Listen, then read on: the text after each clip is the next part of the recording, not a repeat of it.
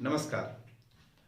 तीसरा सप्तक आज्ञेय जी द्वारा संपादित एक बहुचर्चित पुस्तक है।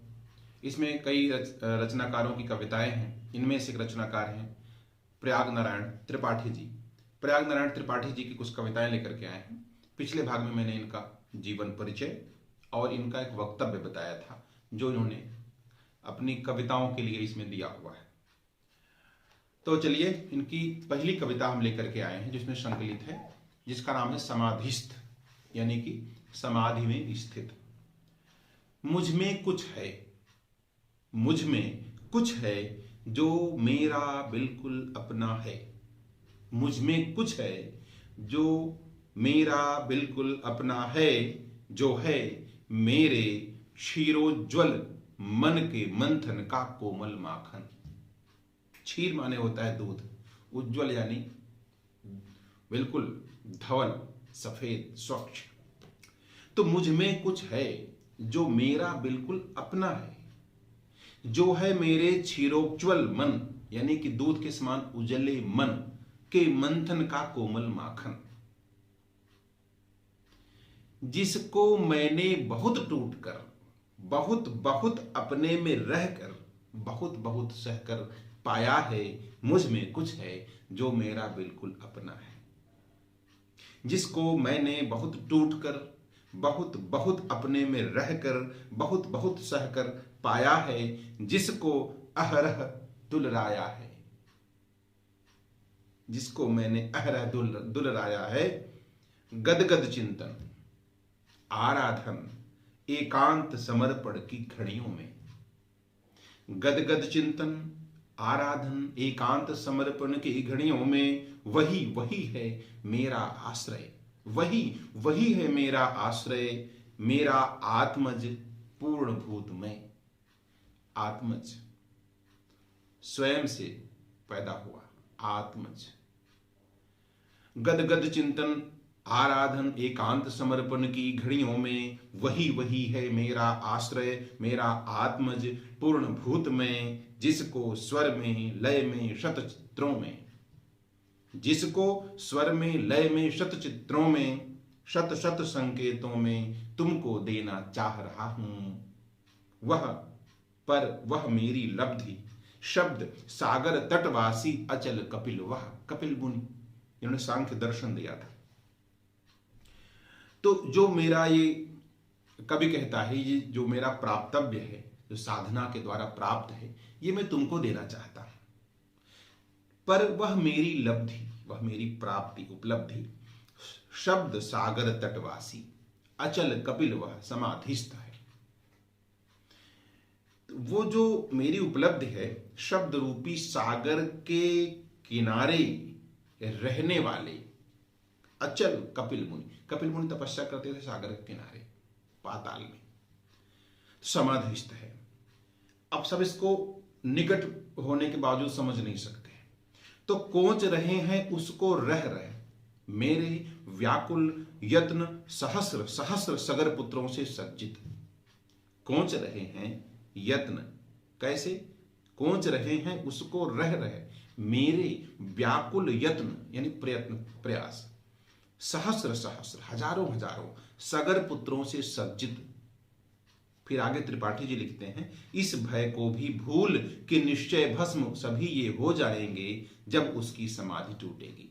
कथा ऐसी है कि महाराज सगर यज्ञ कर रहे थे, उसमें घोड़ा छोड़ा गया, निरापद इस तमाम स्थानों से लौट आया, लेकिन जब कपिल मुनि के पास इंद्र ने ले जाकर बांध दिया, क्योंकि 100 यज्ञ अगर पूरा हो जाएगा तो महाराज सगर इंद्र पद के अधिकारी हो जाएंगे।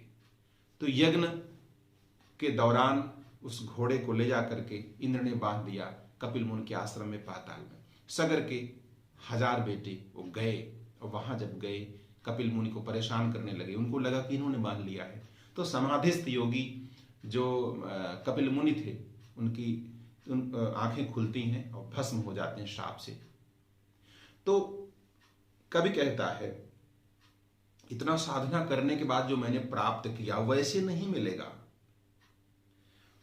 वह जो मेरी लब्धि है, शब्द सागर तटवासी अचल कपिल है, वो कपिल मुनि है ना। समाधिस्थ है और हजारों हजार सगर पुत्रों से सज्जित मेरे व्याकुल प्रयत्न उसको कोंच रहे हैं, और ये जानते हुए कि अगर वो जगेगा भस्म कर डालेगा।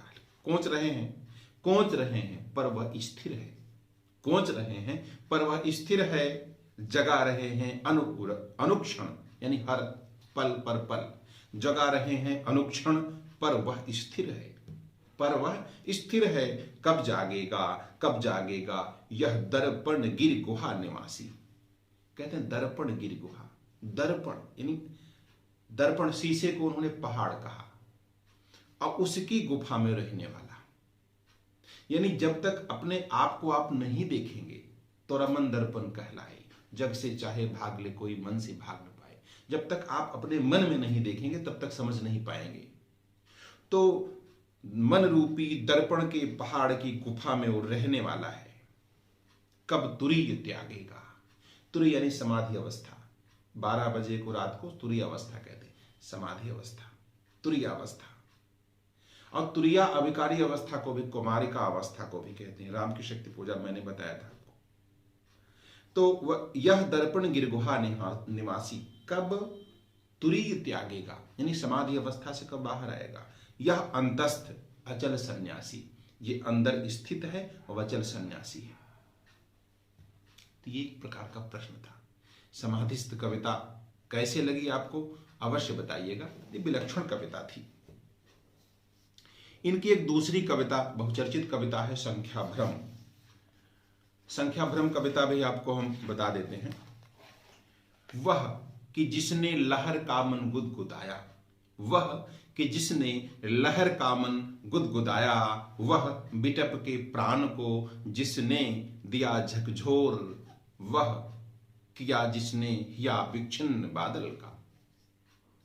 एक ही थी बात लेकिन 2 घड़ी को 3 का था शोर चारों ओर। तो ये कवि थोड़े में अधिक कह देता है।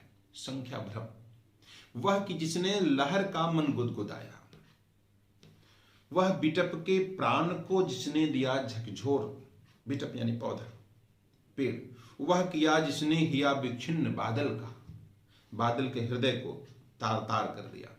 एक ही थी बात लेकिन 2 घड़ी को 3 का था शोर चारों ओर। तो ये 2 कविताएं मैंने इस भाग में सुनाई हैं। इनकी जो कविताएं इसमें संकलित हैं, एक एक करके उनको हम आपसे परिचित कराएंगे। अभी लेते हैं विराम। आप लोगों को मेरा प्रयास कैसे लगा अवश्य बताइएगा। नमस्कार।